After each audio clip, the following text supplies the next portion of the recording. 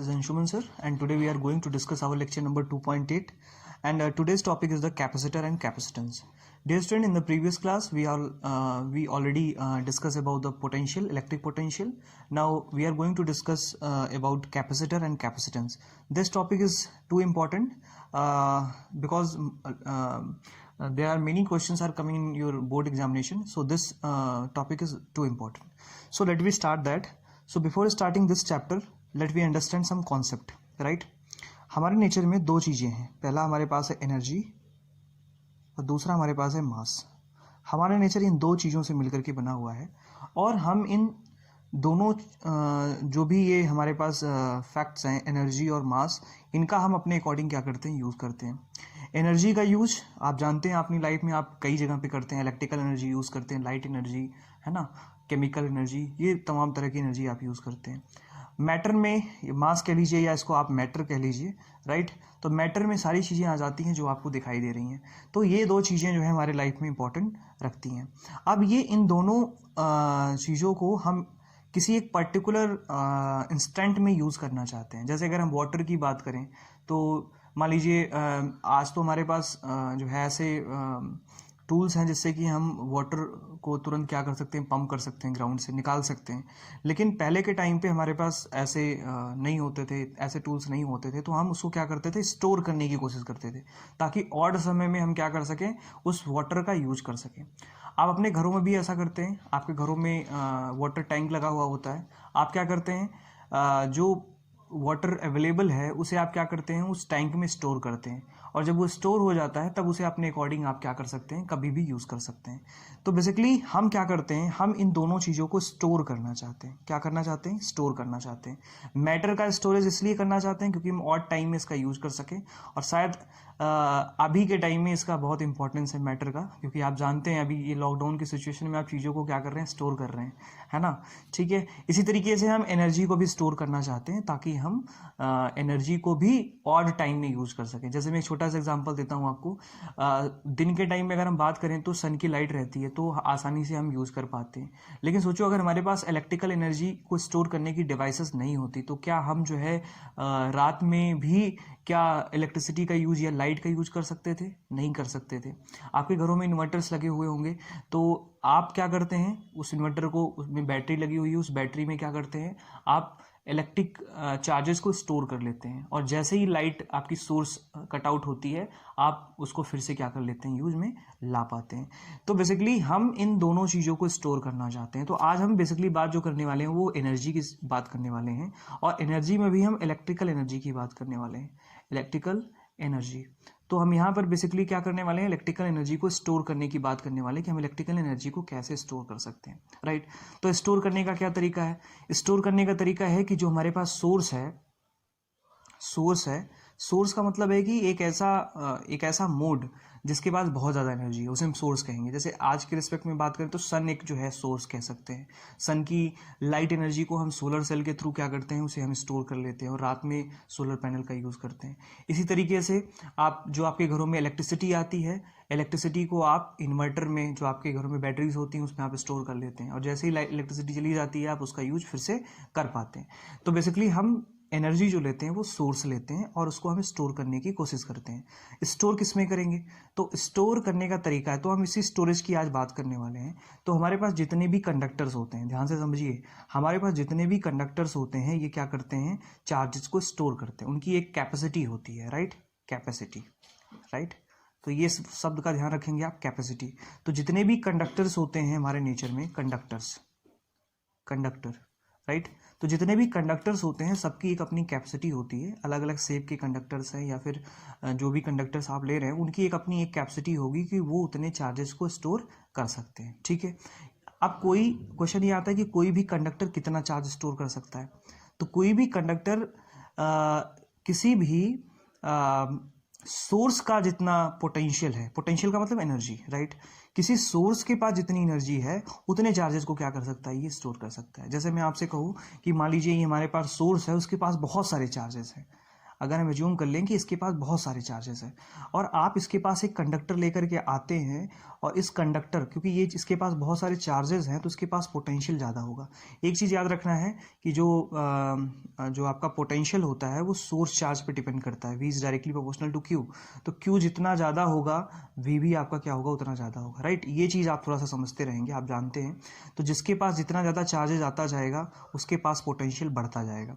तो ये हमारे पास एक सोर्स है जिसके पास बहुत सारे चार्जेस हैं, बहुत सारी एनर्जी है, और इसको क्या करते हैं कंडक्टर के पास लेकर के आते हैं जिसकी कुछ कैपेसिटी है। कैपेसिटी का मतलब कोई कंडक्टर कितने चार्जेस को अपने अंदर ले सकता है, स्टोर कर सकता है, that is known as the capacity of that conductor. अब हम क्या करते हैं, इस पे हम इसको कनेक्ट कर देते हैं तो ये चार्ज का ट्रांसफर होना स्टार्ट हो जाता है। तो यहाँ पे पोटेंशियल ज़्यादा है, यहाँ पे इनिशियली पोटेंशियल क्या था, जीरो था।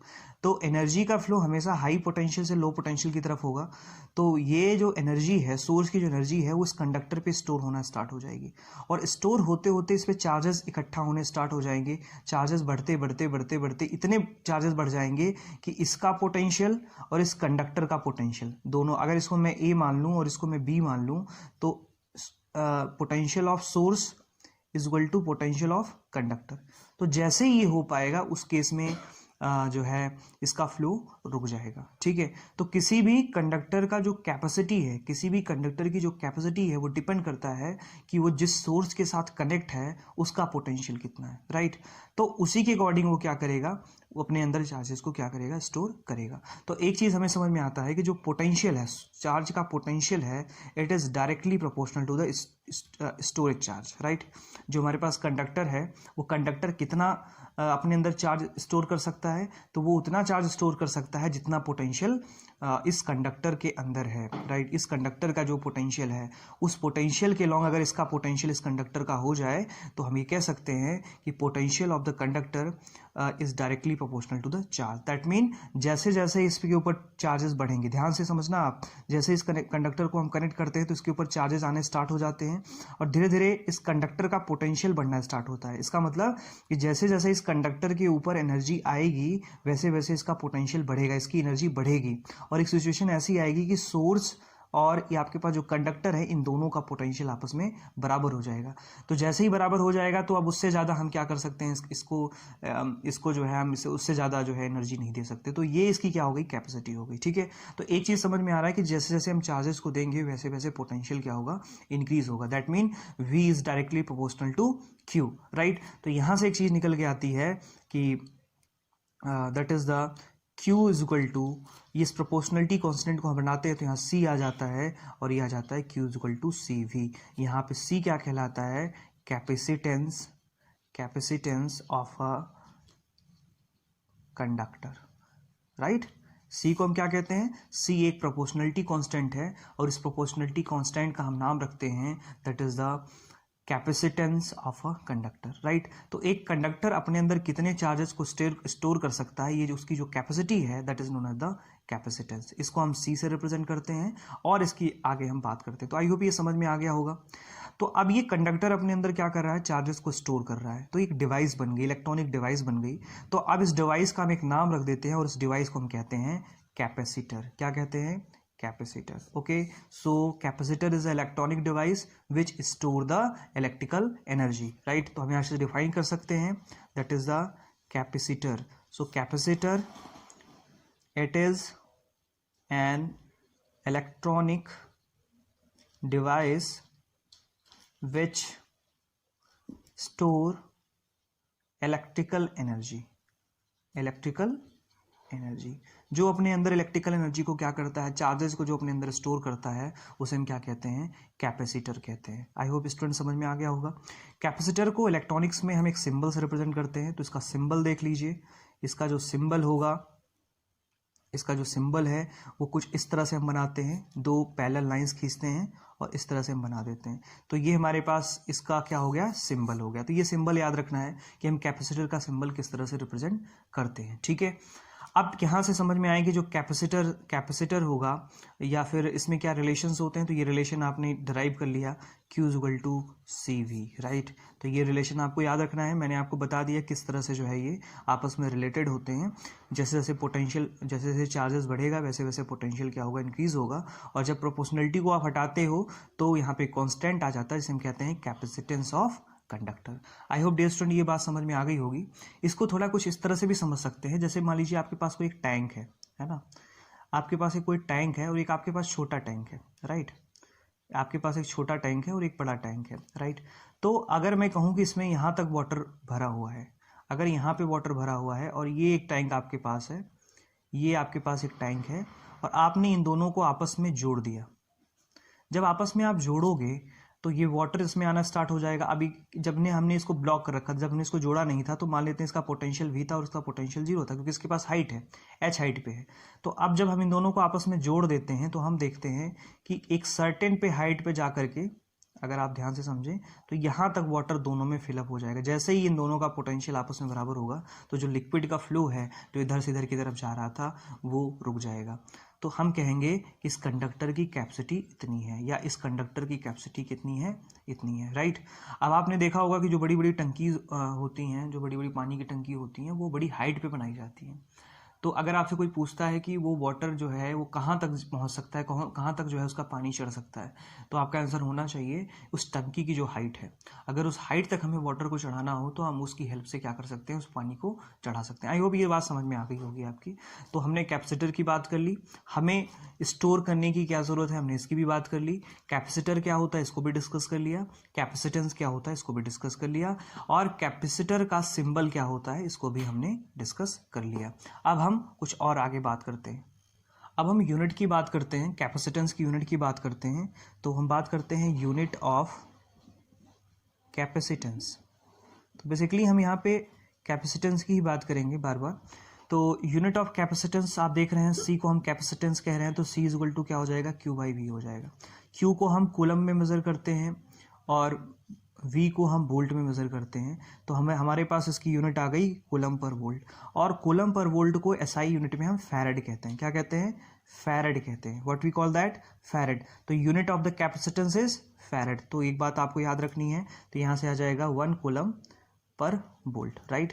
तो 1 farad is equal to 1 coulomb per 1 volt, ठीक है। अब यहाँ से हम क्या कर लेते हैं, देखिए, तो ये फैरेड आपको याद रखना है, फैरेड जो है वो कैपेसिटेंस की यूनिट है, और ये बहुत इंपॉर्टेंट है, एग्जाम में कई बार आता है।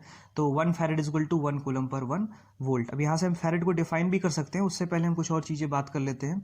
देखिए, जो फैरेड है वो कैपेसिटेंस की बहुत बड़ी यूनिट है ना। हमारे पास ऐसी बहुत सारी यूनिट्स होती हैं जिसमें बहुत कम एनर्जी स्टोर हो पाती है, तो उसकी एनर्जी को हम माइक्रो फैरेड या नैनो फैरेड में मेज़र करते हैं या मिली फैरेड में मेज़र करते हैं। तो क्योंकि ये बहुत बिग यूनिट है, तो इसकी जो प्रैक्टिकल यूनिट है,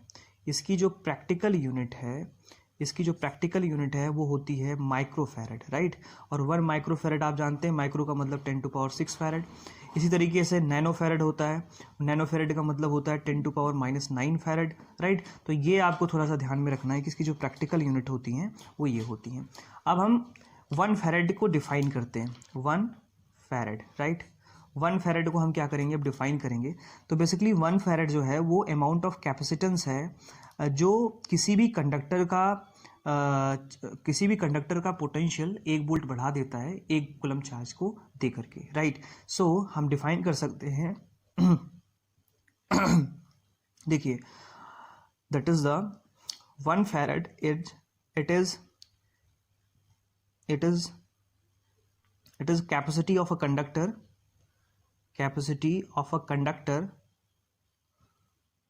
it is capacity of a conductor it is a capacity of a conductor which is equal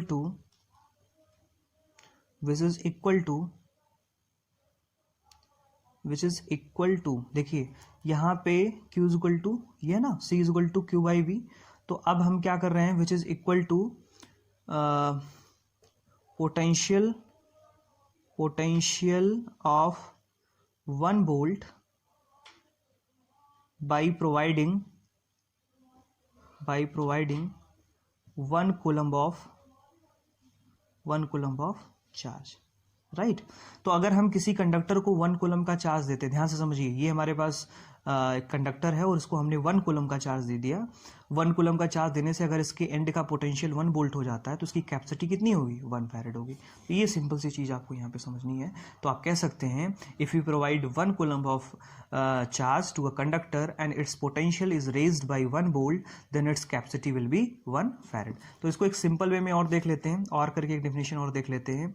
if we provide 1 coulomb of charge, 1 coulomb of charge to a conductor and its potential raised by 1 volt, then capacitance will be 1 farad. तो उसका जो capacitance होगा वो कितना होगा, 1 farad होगा।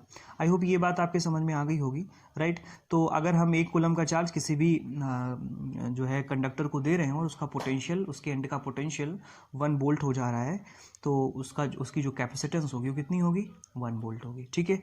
अब आगे हम बात करते हैं एक जो स्फेरिकल सेल होता है। अगर हमारे पास कोई एक स्फेरिकल कंडक्टर है, जैसे हमारा अर्थ हो गया, एक बहुत अच्छा एग्जाम्पल है अर्थ।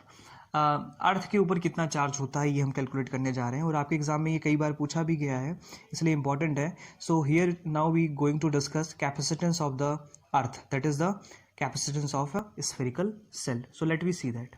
सो डियर स्टूडेंट, अगला हमारा जो टॉपिक है that is the capacitance of spherical shell, इसकी बात करने वाले हैं। तो देखिए, मान लेते हैं कि हमारे पास जो अर्थ है उसका शेप जो है स्फेरिकल है, जूम अगर हम कर लेते हैं, और मान लेते हैं इसका रेडियस जो है r है, राइट। और जब हम इसको देखते हैं तो ये चार्जेस ये क्या करता है, अपने सरफेस पे इसको क्या करता है, स्टोर करता है। हमें ज्यूम कर लेते हैं, या हमारे पास कोई स्फेरिकल कंडक्टर है तो इस तरह से क्या करेगा, वो चार्ज को स्टोर करेगा। तो अगर हम मान लेते हैं कि इसके ऊपर टोटल चार्ज Q है और इसकी कैपेसिटेंस C है, तो ये इसका कितना जो है, इसका जो है आप दे सकते हैं इसका पोटेंशियल कितना होगा। तो हम ये ज्यूम कर लेते हैं, तो हमें पता है पोटेंशियल इज इक्वल टू होता है 1/4 pi epsilon naught Q upon R, right. ये इसके सरफेस पे, ठीक है, यहाँ से इसके सरफेस पे, तो इसका पोटेंशियल हो जाएगा, वो हो जाएगा V is equal to 1/4 pi epsilon naught Q by R। अब आपको पता है कि C इज इक्वल टू होता है Q बाई V, राइट। अब यहाँ पे आप इसकी वैल्यू को पुट कर सकते हैं, तो यहाँ पे जब आप पुट करोगे तो ये 1/4 पाई एप्सिलॉन नॉट, अब यहाँ से देखिए आप, यहाँ से अगर मैं लिखूँ तो यहाँ से आ जाएगा Q upon 1/4 pi epsilon naught Q upon R, right. तो Q से तो Q कैंसिल हो गया और ये ऊपर चला गया, तो 4 pi epsilon naught R, right. तो capacitance of a spherical shell जो होता है वो होता है 1/4 pi epsilon naught R, right. तो ये वैल्यू आपको क्या करनी है, याद रखनी है। अब अगर आपको अर्थ का कैपेसिटेंस निकालना है तो आपको रेडियस ऑफ अर्थ पता है, तो रेडियस ऑफ अर्थ जो होता है वो होता है बेटा, that is the 6378 kilometre, right. ये होता है आपके पास लगभग 6400 किलोमीटर होता है रेडियस, ठीक है। तो हमें अप्रॉक्स जो एग्जैक्ट वैल्यू है वो आपकी 7378 है, तो ये हम ले सकते हैं किलोमीटर। अब यहाँ से जब हम इसमें रखते हैं तो देखिए C इज इक्वल टू 4, पाई की वैल्यू 3.14, और यहाँ से 8.85 इंटू 10⁻⁻12, और यहाँ से हम रख सकते हैं 6378 इंटू 10⁻3, ठीक है, मीटर में कन्वर्ट करेंगे। और जब इसे हम सॉल्व करते हैं तो हमारे पास जो वैल्यू आती है 711.4 माइक्रो फैरेड। तो ये जो है आपके पास जो ये कैपेसिटेंस आ रहा है ये किसका है, ये आपका अर्थ का कैपेसिटेंस है 711 माइक्रोफैरेड। तो ये क्वेश्चन कभी कभी आ जाता है आपके एग्जाम में, तो इसको थोड़ा सा आप समझते रहेंगे। अब बात आती है कि किसी भी कंडक्टर या किसी भी कंडक्टर को हम किसी भी कंडक्टर में चार्जेस को स्टोर कैसे करेंगे हम, ये बहुत इंपॉर्टेंट जो है आता है आपका। तो हम यहाँ पे बात करने वाले हैं प्रिंसिपल ऑफ कैपेसिटेंस की, that is the principle of capacitance. तो हम प्रिंसिपल ऑफ कैपेसिटेंस की बात करने वाले हैं कि हम किसी भी कंडक्टर को कैसे उसमें हम चार्जेस को स्टोर कर सकते हैं, और ज़्यादा से ज़्यादा चार्जेस को हम क्या कर सकते हैं, स्टोर कर सकते हैं। तो सबसे पहले इसके लिए तो हमारे पास एक सोर्स चाहिए, ये बहुत इंपॉर्टेंट है। अगर हमें चार्ज को स्टोर करना है तो सबसे पहला स्टेप ये होना चाहिए कि हमारे पास क्या होना चाहिए, एक सोर्स होना चाहिए। तो मान लेते हैं हमारे पास एक कंडक्टर है जिसके पास ऑलरेडी कुछ चार्जेस हैं। अब सेकंड स्टेप में क्या करते हैं, ध्यान से आप समझते रहिए कैसे हम चार्ज करेंगे। प्रिंसिपल ऑफ कैपेसिटेंस का मतलब हम किसी भी कंडक्टर को किस तरह से चार्ज करेंगे, उसके अंदर चार्जेस को स्टोर कैसे करेंगे। तो ये पहला स्टेप हो गया। दूसरे स्टेप में क्या करते हैं, जो ये हमारे पास एक दूसरा कंडक्टर है जो कि चार्ज है, इसको हम सोर्स कह सकते हैं, इसके पास हम क्या करते हैं, एक दूसरा कंडक्टर लेकर के आते हैं और जो कि न्यूट्रल कंडक्टर है, क्या है, न्यूट्रल है। थर्ड स्टेप में हम देखते हैं कि इसके पॉजिटिव इफेक्ट की, जो ये सोर्स चार्ज है, इस सोर्स चार्ज के पॉजिटिव इफेक्ट से क्या होगा, जो नेगेटिव वाले चार्जेस हैं वो अट्रैक्ट हो जाएंगे, इंड्यूस हो जाएंगे, आप जानते हैं इलेक्ट्रिक फील्ड में रखने से, और पॉजिटिव वाले इधर की तरफ हो जाएंगे। फोर्थ स्टेप में हम क्या कर सकते हैं, फोर्थ स्टेप में हम देखते हैं कि जैसे ही फोर्थ स्टेप में हम ये हमारे पास ये पॉजिटिव है और ये हमारे पास नेगेटिव है इसके इनर कोर में, और ये बाहर की तरफ पॉजिटिव है, इसको हम अर्थ ग्राउंड से कनेक्ट कर देते हैं, क्योंकि ग्राउंड का पोटेंशियल लगभग 0 के बराबर होता है, बहुत ही कम होता है। तो ये जो पॉजिटिव चार्जेस हैं वो ग्राउंड की तरफ जाना स्टार्ट कर देंगे, और जैसे ही ये जाएंगे, और ये नेगेटिव चार्जेस नहीं जा पाएंगे क्योंकि ये पॉजिटिव वाला इसे क्या कर रहा है, बाउंड करके रख रहा है। तो अगले स्टेप में हम देख पाते हैं, फिफ्थ स्टेप में हम देख पाते हैं कि इस तरह से जो है ये इधर की तरफ पॉजिटिव हो गया और इधर की तरफ नेगेटिव हो गया। तो ये दो प्लेट्स की हेल्प से हमने जो है, दो पैरेलल प्लेट की वजह से हमने जो है इसमें चार्जेस को स्टोर कर लिया। अब यहाँ से हम इसको टर्मिनल्स लगा लें, तो ये पॉजिटिव टर्मिनल और नेगेटिव टर्मिनल, और जैसे ही किसी बल्ब को हम यहाँ से लगाएंगे ये बल्ब आपका ग्लो होने लगेगा, ठीक है, क्योंकि पॉजिटिव पोटेंशियल इधर से मिल रहा है, नेगेटिव पोटेंशियल इधर से मिल रहा है, तो आसानी से ये क्या करेगा, वर्क डन करेगा। So this is how we make a capacitor, this is known as the principle of capacitor. कि प्रिंसिपल ऑफ कैपेसिटर में हम देखते हैं कि किस तरह से हम किसी जो है कैपेसिटर को हम क्या कर सकते हैं, चार्ज कर सकते हैं। Dear student, now we are going to discuss type of the capacitor. तो ये बहुत इंपॉर्टेंट है, type of the capacitor, type of capacitor. तो कैपेसिटर, तो बेसिकली जो मेनली जो कैपेसिटर्स होते हैं वो तीन तरह के होते हैं, तीन तरह के कैपेसिटर होते हैं। पहला जो कैपेसिटर है उसे हम कहते हैं पैरेलल प्लेट कैपेसिटर, पहले को हम कहते हैं parallel plate capacitor. Second one is known as the spherical, that is the spherical capacitor, right, इसको हम कह सकते हैं स्फेरिकल कैपेसिटर। थर्ड जो है उसे हम कहते हैं सिलेंड्रिकल कैपेसिटर, सिलेंड्रिकल कैपेसिटर। तो डियर स्टूडेंट्स, ये जो दोनों आपके हैं, ये जो टाइप ऑफ कैपेसिटर हैं, ये आपके सिलेबस में नहीं है, तो हमें इसको नहीं पढ़ना है, लेकिन हम इसके लिए फॉर्मूले देख लेंगे कि क्या इसके लिए फॉर्मूले हम लिख सकते हैं। इसमें आपके सिलेबस में जो रखा गया है वो पैरेलल प्लेट कैपेसिटर रखा गया है। तो हम पैरेलल प्लेट कैपेसिटर को डिटेल में बात करने वाले हैं और इसकी कैपेसिटेंस को भी हम जो है फाइंड करेंगे। स्फेरिकल कैपेसिटर और सिलेंड्रिकल कैपेसिटर के लिए केवल हम यहाँ पर कुछ फॉर्मूले लिखेंगे कि इसमें क्या जो है अंतर आ जाता है दोनों, इन तीनों में, राइट। तो इसमें हमें जो मेनली डिस्कस करना है वो पैरेलल प्लेट कैपेसिटर को करना है। तो ये आप देख पा रहे हैं, ये parallel plate capacitor, spherical capacitor और सिलेंड्रिकल कैपेसिटर, इसमें से हमें पैरेलल प्लेट कैपेसिटर को ही क्या करना है, पढ़ना है, ठीक है। तो हम इस पैरेलल प्लेट कैपेसिटर को डिटेल में पढ़ते हैं। तो आइए देखते हैं। So dear student, parallel plate capacitor की बात करते हैं, इसको शॉर्ट में हम पीपीसी भी कह सकते हैं, पैरेलल प्लेट कैपेसिटर। हर बार एग्जाम में से एक क्वेश्चन पक्का आता है, ठीक है। तो नाम से ही क्लियर है, पैरेलल प्लेट, इसमें हम दो पैरेलल प्लेट लेंगे और उसको आमने सामने रखेंगे जिसमें चार्जेस स्टोर होंगे। हमने प्रिंसिपल ऑफ कैपेसिटेंस में भी देखा कि किस तरह से जो है पैरेलल प्लेट कैपेसिटर काम करता है, ओके। तो इसको लिख लेते हैं, this is the type of capacitor in which we use to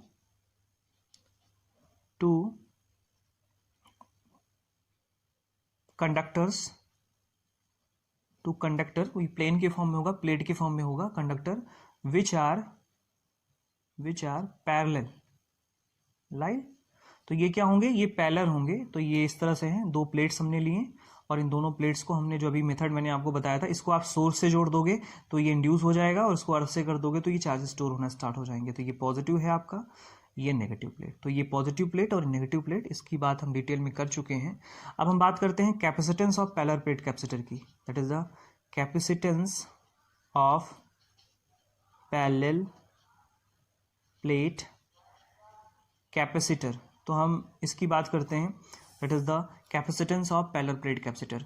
so dear student, हम इसके लिए डायग्राम देखते हैं। ये हमारे पास पैरेलल प्लेट कैपेसिटर है, ध्यान से समझिए। इसके ऊपर जो है पॉजिटिव चार्जेस हैं, इसके ऊपर जो है नेगेटिव चार्जेस हैं, राइट। हम मान लेते हैं इस प्लेट की जो डिस्टेंस है वो स्मॉल डी है और इसका जो एरिया है वो कितना है, इसका एरिया जो है वो ए है। इस प्लेट का एरिया कितना है, ए है, okay. So let distance between plate is D, area is A and surface charge density, surface charge density is sigma. ठीक है, अब आपने इलेक्ट्रिक फील्ड में पढ़ा कि अगर मैं पहले प्लेट की बात करूं तो इसकी वजह से जो फील्ड होगा वो E1 होगा और इसकी वजह से जो होगा वो सिग्मा अपॉन 2 एप्सिलॉन नॉट होगा। किसी एक प्लेट की वजह से अगर हमें फील्ड निकालना है तो ये हमें पता होता है। सिमिलरली अगर हम E2 के लिए निकालें तो इसके लिए भी वही होगा 2 अपॉन एप्सिलॉन नॉट, क्योंकि सेम प्लेट सेम चार्जेस जो हैं तो इस तरह से निकाल सकते हैं। अगर हम नेट फील्ड निकालें तो नेट, अगर यहाँ पे मैं कोई चार्ज को रखता हूँ, ध्यान से समझिए, टेक्स्ट चार्ज को रखता हूँ तो ये भी फोर्स इधर की तरफ एक्सपीरियंस करेगा और ये इधर की तरफ, दोनों एक ही डायरेक्शन में क्या करेंगे, एक्सपीरियंस करेंगे। तो उसका जो नेट फील्ड या नेट इलेक्ट्रिक फील्ड होगा वो E1 प्लस E2 हो जाएगा। ठीक है, मेरी बात समझ पा रही है? चार्ज कैसे, क्योंकि ये पॉजिटिव है तो ये रिपेल होगा और नेगेटिव से अट्रैक्ट करेगा, तो इस पर लगने वाला जो नेट फोर्स या नेट इलेक्ट्रिक फील्ड होगा वो E1 प्लस E2, दोनों को ऐड करते हैं तो क्या आ जाता है, सिग्मा अपॉन एप्सिलॉन। तो ई नेट जो होता है वो कितना होता है, sigma upon epsilon naught. Right, ये आपको पता है, ये रिलेशन आपको पता है। राइट, अब हम इसमें कैपेसिटेंस का रिलेशन जो है फाइंड करने वाले हैं। तो कैपेसिटेंस का रिलेशन फाइंड करने के लिए हमें दो चीज़ों की ज़रूरत है। सबसे पहले हमें Q की ज़रूरत है। तो हम जानते हैं क्योंकि ये प्लेट्स हैं और इसके ऊपर जो टोटल चार्ज है वो Q है, तो यहाँ से हम सिग्मा इज इक्वल टू लिख सकते हैं Q अपॉन A। इस प्लेट का एरिया कितना A है तो that is Q upon A। तो यहाँ से हम Q की वैल्यू फाइंड कर सकते हैं। Q की वैल्यू आ जाएगी sigma into A। Question number first हो गया। अब हमें, क्योंकि capacitance C is equal to Q by V होता है, तो हमें V की वैल्यू फाइंड करनी है। तो V की वैल्यू फाइंड करने के लिए डियर स्टूडेंट हम क्या करते हैं, आपके पास रिलेशन है E is equal to minus DV upon DR।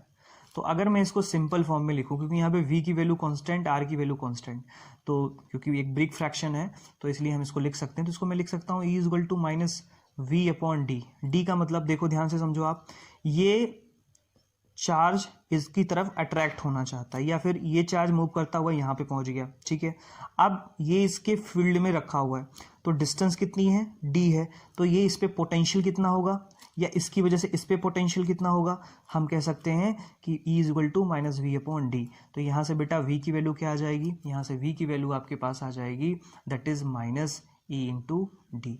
अब आपने E की वैल्यू फाइंड कर रखी है दोनों प्लेट्स की वजह से, तो यहाँ पे E की वैल्यू हम पुट कर देते हैं। तो V इज इक्वल टू आ जाएगा माइनस, या माइनस साइन बस ये डायरेक्शन को रिप्रेजेंट कर रहा है इसलिए माइनस साइन को नेग्लेक्ट कर सकते हैं। तो यहाँ से लिख लेंगे sigma D upon epsilon naught. Right, ये हो गया equation number 2। Now we have to find the value of capacitance. Therefore capacitance will be capacitance of parallel plate capacitor. What will be that, क्या हो जाएगा, तो पैरेलल प्लेट कैपेसिटर का जो capacitance होगा वो C is equal to Q by V।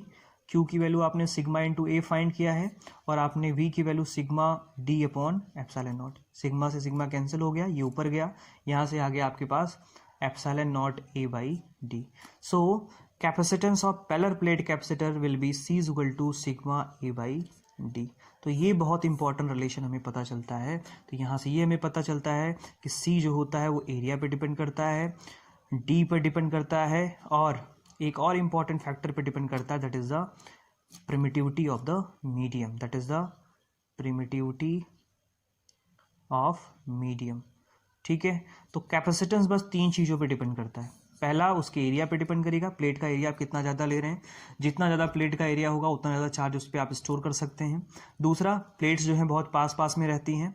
और तीसरा, उसके बीच में क्या मीडियम आप प्लेस कर रहे हो। ठीक है, तो कभी आपको अगर बैटरी देखने का मौका मिले ओपन, अगर आपको देखने को, उसमें बहुत सारी प्लेट्स लगी हुई होती हैं और वो सारी क्लोजली प्लेट्स होती हैं, पैरेलल प्लेट्स होती हैं, वो लगाई जाती है। उनके बीच में हम डिस्टल वाटर डालते हैं। डिस्टल वाटर क्या होता है, डाइलेक्ट्रिक होता है। राइट, वो एक इंसुलेटर होता है, जानते हैं आप, प्योर होता है ना, तो वो एक मीडियम का काम करता है। तो कैपेसिटेंस जो है इन तीनों चीज़ों पे डिपेंड करता है। ये एरिया के जो है डायरेक्टली प्रोपोर्शनल होता है और डिस्टेंस की इनवर्सली प्रोपोर्शनल होता है। ये बहुत इंपॉर्टेंट है। प्लेट्स जितनी ज़्यादा क्लोज रहेंगी उतना ही ज़्यादा इंडक्शन का प्रोसेस होगा और चार्ज भी उतना ज़्यादा स्टोर हो पाएगा। ठीक है, आई होप ये बात समझ में आ गई होगी। तो पैरेलल प्लेट कैपेसिटर का कैपेसिटेंस क्या होता है, epsilon naught A by D। Right, this is the very important. Okay dear, now we are going to discuss energy store in the capacitor. तो अगर हमने ये कैपेसिटर बना लिया तो इसमें कितनी एनर्जी स्टोर होगी, ये हम बात करने वाले हैं। अभी हम बात करने वाले हैं energy store in the capacitor. तो डियर स्टूडेंट्स, ये हमारे पास एक कैपेसिटर है, ये फिगर हम बार बार बना रहे हैं, इसको ध्यान में रखिएगा आप। इधर की तरफ पॉजिटिव चार्जेस हैं, इधर की तरफ नेगेटिव चार्जेस हैं और इनके बीच की जो डिस्टेंस है वो d है। तो हमें यहाँ एनर्जी फाइंड करनी है और आपको जानते हैं कि पोटेंशियल इज इक्वल टू होता है dv अपॉन dq, राइट। तो यहाँ से dw इज इक्वल टू हो जाएगा v into D Q, right. ये आपको पता है। जहाँ पे dq क्या है, dq आपका टेक्स्ट चार्ज है, ध्यान में रखेंगे आप। dq क्या है आपका टेक्स्ट चार्ज है, राइट। जो चार्ज पे आपको क्या करना है, पोटेंशियल फाइंड करना है। जैसे इसके लिए क्या हो जाएगा, ये टेक्स्ट चार्ज हो जाएगा, ठीक है, क्योंकि इसके फील्ड में ये इंड्यूस हो रहा है, तो ये हो गया। बात समझ में आ रही है। तो इस पे कितना चार्ज है, तो ये ध्यान में रखना है आपको। तो यहाँ से आ गया। अब आपको पता है कि v इज इक्वल टू, अब हमें टोटल अगर वर्क डन निकाला है तो दोनों तरफ इंटीग्रेट कर देंगे dw, और यहाँ पर भी आ जाएगा v dq, राइट। तो इनिशियली जब वर्क डन चार्ज नहीं था तो चार्ज जो है आपका यहाँ पे था, दैट इज, इसको अभी ऐसे रहने देते हैं। यहाँ पर देखिए आप, ये पहले इंटीग्रेट कर दिया। अब आपको पता है कि c इज इक्वल टू होता है q बाई वी, ये आपको पता होता है, ठीक है। तो यहाँ से v इज इक्वल टू क्या हो जाएगा, v इज इक्वल टू हो जाएगा q बाई सी, राइट। ये बात समझ में आई। यहाँ पे ये वैल्यू पुट कर दीजिए। तो यहाँ से dw is equal to 0 to w, और यहाँ से आ जाएगा v की जगह पे आपने रखा q by C, that is dq, right. अब यहाँ पे जब आप 0 टू w इसको इंटीग्रेट करते हैं तो यहाँ से आ जाएगा w, और इसी को हम वर्क एनर्जी थ्योरम से लिख सकते हैं, दैट इज पोटेंशियल एनर्जी और एनर्जी। क्योंकि इस पोटेंशियल एनर्जी के फॉर्म में स्टोर होता है तो यहाँ पे हम इसको U लिख सकते हैं, ठीक है, वर्क एनर्जी थ्योरम से। तो यहाँ से U इक्वल टू, मेरी बात समझ पा रहे हैं आप, ध्यान से देखिए इसको हम वर्क एनर्जी थ्योरम से क्या लिख लेंगे, U energy store in the capacitor लिख सकते हैं, that is the energy store, right. तो यहाँ से बेटा क्या आ जाएगा, 1/c तो कॉमन हो गया, और यहाँ पे Q into D Q, right, ये आ गया। अब यहाँ से आप क्या करोगे, यहाँ से आप चाहे तो लिमिट 0 टू इन्फिनिटी रख सकते हैं, 0 टू क्यू रख सकते हैं। 0 टू क्यू का मतलब जब वर्क डन 0 था उस टाइम पे चार्ज भी 0 था, लेकिन जैसे ही वर्क डन होना स्टार्ट हुआ चार्ज क्यू आ गया, तो 0 टू क्यू कर सकते हो। अब आपको इंटीग्रेशन का फॉर्मूला पता है, integration of x to power n d के एक्स, तो आपने पढ़ा है x to power n plus 1 upon n plus 1, ये आपने पढ़ा है। तो यहाँ पर q डी क्यू है, तो मैं इसको लिख सकता हूँ q n प्लस 1 मतलब क्यू स्क्वायर, राइट, और बाई 2, तो इसका आ जाएगा u इक्वल टू 1/c, और यहाँ से आ जाएगा क्यू स्क्वायर बाई 2, तो लिमिट 0 टू q, राइट। तो यहाँ से क्या आ जाएगा, u equal to that is Q square upon 2c, right. तो ये हमारे पास एनर्जी का फॉर्मेशन आ गया, that is u equal to that is Q square upon 2c।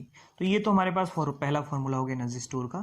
हमें अगर चार्ज पता है और कैपेसिटेंस पता है तो हम उसकी एनर्जी भी क्या कर सकते हैं, फाइंड कर सकते हैं। तो ये पहला स्टेप हो गया। इसी तरीके से हम और भी एनर्जी का फंक्शन देख सकते हैं। देखिए यहाँ पे मैं बता दे रहा हूँ आपको, यहाँ पर देखिए, यहाँ पर, ठीक है। तो आपको पता है c इज इक्वल टू होता है q बाई वी, तो आप यहाँ पे c की जगह पे क्या रख देंगे। इसमें एक और रिलेशन स्टेब्लिश कर सकते हैं। आप जानते हैं, आप क्या जानते हैं, आप जानते हैं कि c इज इक्वल टू होता है q बाई वी, या q इक्वल टू होता है सी वी, ये फॉर्मूला आप जानते हैं। तो आप डायरेक्टली जो है यहाँ पर वैल्यू को पुट कर सकते हैं। तो पुट करने का तरीका क्या है, पुट करने का तरीका देखिए आप, अगर मैं इस वाले फॉर्मूले में c की जगह पे q बाई वी रख दूँ तो u equal to Q square upon 2 into C की जगह पे q बाई वी रख दिया, तो एक q से q कैंसिल हो गया, और यहाँ से क्या वैल्यू आ जाएगी, u इक्वल टू आपके पास आ जाएगा 1/2 QV। तो ये दूसरा फॉर्मूला आ गया। तो अगर आपके पास पोटेंशियल और चार्ज पता है तब भी आप उसकी एनर्जी को फाइंड आउट कर सकते हो, ठीक है। इसी तरीके से अगर मैं यहाँ से बात करूँ तो Q equal to C V होता है। तो अगर मैं यहाँ पे Q की जगह पे सी वी रख दूँ तो देखिए, अगर मैं Q की जगह पे सी वी रख दूँ तो ये हो जाएगा c square V square upon 2c। तो यहाँ से देखिए ये कैंसिल आउट हो जाएगा, तो u इक्वल टू आ जाएगा 1/2 CV स्क्वायर। तो ये तीसरा फॉर्मूला आ गया। तो हमारे पास एनर्जी के 3 फॉर्मूले हैं। तो अगर मैं इसको कंबाइन कर लूँ तो u equal to Q square upon 2c, यहाँ से आ जाएगा 1/2 QV, और यहाँ से आपके पास आ जाएगा 1/2 CV स्क्वायर।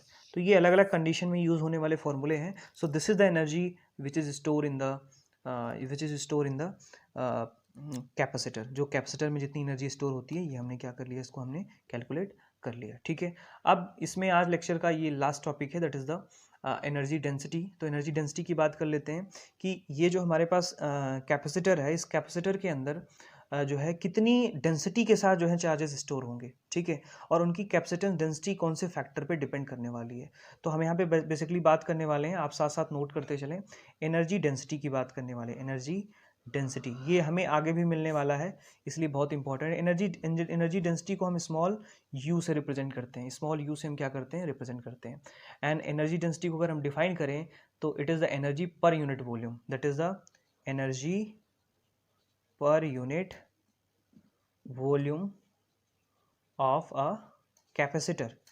तो किसी भी कैपेसिटर के पर यूनिट वॉल्यूम में कितनी एनर्जी स्टोर हो रही है, that is known as the energy density. तो डियर स्टूडेंट्स, यहाँ पर देखिए, यहाँ पे मैं लिख सकता हूँ दैट इज, इसको हम स्मॉल यू से रिप्रेजेंट कर रहे हैं, और जो कैपिटल यू है वो आपकी एनर्जी है store in the capacitor, and volume of the capacitor. So U is equal to U, small U is equal to, small U क्या है, आपकी एनर्जी डेंसिटी है, और ये आपके पास यू अपॉन वी आ गया। अब यहाँ से हम क्या कर सकते हैं, यहाँ से हम एनर्जी डेंसिटी का फॉर्मेशन में हम इसके इलेक्ट्रिक फील्ड के फॉर्म में कैलकुलेट कर सकते हैं। तो इसको हम कैसे करते हैं, आइए देखते हैं। तो आई होप ये एनर्जी डेंसिटी समझ में आ गया होगा। अब इसके आगे हम थोड़ा सा देख लेते हैं कि इसको हम इलेक्ट्रिक फील्ड के रिलेशन में कैसे लिखते हैं, जो कि बहुत इंपॉर्टेंट है और आगे भी इसको पढ़ना है और समझना है। अब हम लोग बात करने जा रहे हैं relation between energy density and electric field. तो हम क्या कर रहे हैं, स्मॉल यू और ई के बीच में हम रिलेशन एस्टेब्लिश करने जा रहे हैं, जो कि बहुत इंपॉर्टेंट है। ठीक है, यू है, ये ध्यान में रखेंगे, ये म्यू नहीं है, ये यू है। तो यू कुछ इस तरह से है। ठीक है, तो आप जानते हैं कि एनर्जी डेंसिटी जो होती है, एनर्जी डेंसिटी अभी आपने पढ़ा कि एनर्जी डेंसिटी होती है energy store in a capacitor तो पर यूनिट वॉल्यूम। ठीक है, अब आपने एज्यूम किया है कि जो कैपेसिटर है उसका एरिया कितना है, ए है, और उसका वॉल्यूम, उसका जो उसके प्लेट्स के बीच की डिस्टेंस कितनी है, उसकी विड्थ कितनी है, डी है। तो बेटा उसका वॉल्यूम कितना हो जाएगा, वॉल्यूम वी, कैपिटल वी। देखिए ये पोटेंशियल नहीं है, ये वॉल्यूम है, तो यहाँ से हो जाएगा ए इंटू डी, राइट। अब आपको कैपेसिटेंस का भी फॉर्मूला पता होता है, that is the epsilon naught A by D. ये सारी चीज़ें आपको पता होती हैं। ठीक है, और एक इंपॉर्टेंट चीज़ आपको पता होती है कि जो इलेक्ट्रिक फील्ड होता है, इलेक्ट्रिक फील्ड आपका होता है किसी भी प्लेट की वजह से, पैरेलल प्लेट कैपेसिटर की वजह से होता है sigma upon epsilon naught. Sigma को अगर चार्ज डिस्ट्रीब्यूट है एरिया के क्रॉस में, तो सिग्मा को मैं लिख सकता हूँ that is Q into A upon that is Q by A, क्योंकि सिग्मा है ना, तो सिग्मा को क्यू बाई ए लिख सकता हूँ मैं, charge per unit area upon epsilon. तो इसको मैं लिख सकता हूँ Q upon A epsilon naught. तो इलेक्ट्रिक फील्ड का फॉर्मूला आपको पता होना चाहिए, electric field E Q upon A epsilon naught. तो ये तीन इक्वेशन आपको, पहला equation, second equation and third equation, ये तीन इक्वेशन आपको पता होने चाहिए। ये मैंने कैसे लिखा आपको पता है, पिछले जो है टॉपिक में हमने इसको डिस्कस किया कि सिग्मा अपॉन एप्सिलॉन नॉट कैसे होता है इलेक्ट्रिक फील्ड। डियर स्टूडेंट, अब यहाँ से हम क्या कर सकते हैं, इसके फील्ड को कैलकुलेट कर सकते हैं। तो देखिए, आप जानते हैं कि जो energy U is equal to होती है, एनर्जी स्टोर इन कैपेसिटर जो होती है वो होती है क्यू स्क्वायर अपॉन 2c। ये आपको वैल्यू पता होती है, यहाँ पे रख दीजिए। तो एनर्जी डेंसिटी आपकी हो जाएगी, energy density U is equal to Q square upon 2c upon volume. Volume की जगह पे क्या लिख सकते हैं हम, ए इंटू डी। तो यहाँ से जब हम इसको सॉल्व करते हैं तो हमारे पास आ जाएगा Q square upon 2c into A into D, ये नीचे आ जाएगा, तो मल्टीप्लाई कर सकते हैं। अब आपको पता है कि जो पैरेलल प्लेट कैपेसिटर का जो कैपेसिटेंस होता है वो होता है epsilon naught A by D. तो आप इसकी जगह पे रख सकते हैं Q square upon 2 into epsilon naught A by D into A into D. ठीक है, तो यहाँ से डी से डी आपका कैंसिल आउट हो गया, और यहाँ से आपके पास जो वैल्यू आई वो वैल्यू आ गई, that is U is equal to Q square upon 2 epsilon naught A square, epsilon naught A square, right. ये वैल्यू हमारे पास आ गई। ठीक है, अब हम क्या करते हैं, इसको हम थोड़ा सा अरेंज कर लेते हैं। तो अरेंज करने का तरीका क्या है, हमने क्या किया, हमने 1/2, ये जो 1/2 है इसको एक साथ ले लिया, 1/2 एप्सिलॉन नॉट को ले लिया साथ में। एप्सिलॉन नॉट जो है इसके नीचे है epsilon naught, right, multiplied by, यहाँ से आपके पास क्या आ जाएगा, हमने यहाँ से क्यू स्क्वायर अपॉन ए स्क्वायर। अब यहाँ से थोड़ा ध्यान से समझिए आप, ध्यान से समझने वाली बात यहाँ पे ये है कि हम क्या करते हैं, हमें क्या करना है, हमें एप्सिलॉन नॉट स्क्वायर को क्या करना है, अंदर लेना है। तो मैं एप्सिलॉन, क्योंकि देखो इसके साथ तो एप्सिलॉन नॉट डिनोमिनेटर में एक बचा हुआ है, ये वाला। ठीक है, अब इसमें हम क्या करते हैं, एप्सिलॉन नॉट स्क्वायर और एप्सिलॉन नॉट स्क्वायर ऊपर भी मल्टीप्लाई कर देते हैं और नीचे भी मल्टीप्लाई कर देते हैं, तो क्या कोई अंतर आएगा, नहीं आएगा।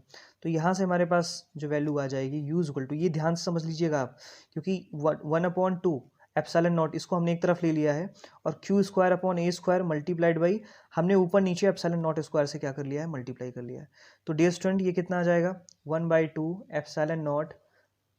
Epsilon not square multiplied by Q square upon A square epsilon not square. ठीक है, यहाँ से एक एप्सिलॉन से ये एप्सिलॉन कट गया, तो यहाँ से आपके पास वैल्यू आ जाएगी 1/2 एप्सिलॉन नॉट, और इसको हमने लिख लिया Q upon epsilon naught A square, दोनों का स्क्वायर है तो हमने लिख लिया। अब ये देखिए E इज इक्वल टू क्या होता है, Q upon A epsilon naught, तो Q upon A epsilon naught since E is equal to Q upon A epsilon naught, तो यहाँ से हम लिख सकते हैं U is equal to 1/2 epsilon naught E square. Okay, so this is the energy density inside the capacitor which is directly proportional to the square of the electric field, जो electric field के square पे क्या करता है, depend करता है। जितना ज़्यादा इलेक्ट्रिक फील्ड होगा उतने ज़्यादा इंड्यूस चार्जेस क्रिएट होंगे, उतना ही ज़्यादा चार्ज आपका स्टोर हो पाएगा। सो डियर स्टूडेंट, आज की क्लास में हमने कैपेसिटर की बात की, हमने कैपेसिटी की बात की, हमने कैपेसिटेंस की बात की, फिर उसके बाद हमने कोई भी मटेरियल कैसे जो है चार्ज को स्टोर करता है हमने इसकी बात करी। उसके बाद फिर हमने कैपेसिटर की यूनिट देखी क्या होती है और किस तरह से ये पोटेंशियल से रिलेटेड होता है, क्यू डायरेक्टली प्रोपोर्शनल कैसे होता है पोटेंशियल के, ये हमने देखा। उसके बाद फिर हमने डिफरेंट टाइप ऑफ पोटेंशियल्स की बात करी कि पोटेंशियल्स जो है डिफरेंट टाइप ऑफ कैपेसिटर की बात करी कि कितने तरह के कैपेसिटर होते हैं और किस तरह से जो है हम उसमें जो है उसके कैपेसिटेंस को फाइंड करते हैं। After that we talk about the work done, कितनी एनर्जी उसके अंदर स्टोर हो सकती है कैपेसिटर के अंदर। उसके बाद हमने एनर्जी डेंसिटी की बात करी। अब उसमें दो चीज़ें और मैंने आपको कही थी। दूसरा मैंने आपको बताया था कि स्फेरिकल कैपेसिटर और cylindrical capacitor, spherical capacitor and cylindrical capacitor. तो ये दो हैं, वो आपके सिलेबस में नहीं है, लेकिन यहाँ पर हम जो है इसके फॉर्मूले को डिस्कस करने वाले हैं कि सिलेंड्रिकल और स्फेरिकल कैपेसिटर का जो है कितना जो है होता है कैपेसिटर। तो एक स्फेरिकल कैपेसिटर का जो कैपेसिटेंस होता है वो होता है C is equal to 4 pi epsilon naught R1 R2 upon R2 minus R1। तो ये फॉर्मूला होता है आपके पास स्फेरिकल कैपेसिटर का, जहाँ पर स्फेरिकल कैपेसिटर कुछ इस तरह से होता है। ये आपके पास पहला स्फीयर हो गया और ये दूसरा स्फीयर हो गया। इसमें दो स्फीयर होते हैं, उनके बीच में एक डाइलेक्ट्रिक मटेरियल भरा हुआ होता है। यहाँ से इसकी जो रेडियस होती है वो R होती है और इसकी जो रेडियस होती है वो R2 होती है। तो इसमें क्या होते हैं, चार्जेस स्टोर होते हैं, पॉजिटिव और नेगेटिव, और इस तरह से इसके बीच में डाइलेक्ट्रिक मटेरियल होता है। तो ये स्फेरिकल कंडक्टर की कैपेसिटी हो गई, कैपेसिटेंस हो गया।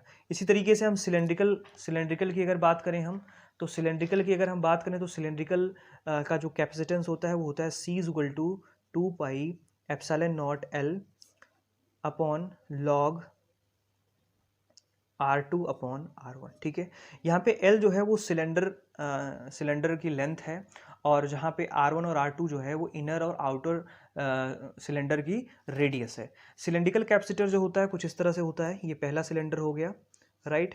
इसी सिलेंडर के अंदर हम एक दूसरा सिलेंडर रख देते हैं और इन दोनों सिलेंडर्स के अंदर गैप होता है जिसके अंदर डाइलेक्ट्रिक मटेरियल भरा हुआ होता है।